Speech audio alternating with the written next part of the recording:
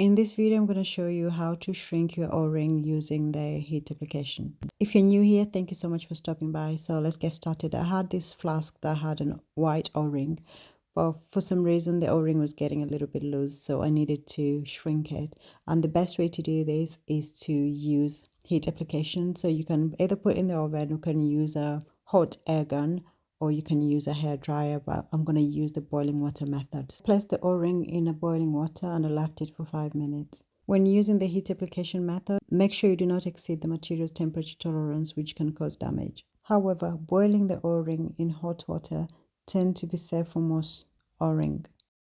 After 5 minutes, go ahead and remove the O-ring using a pair of tongs. I'm using a spoon because that's what I have. And place it on a plate or something until it cools down so that you can be able to set to the new size.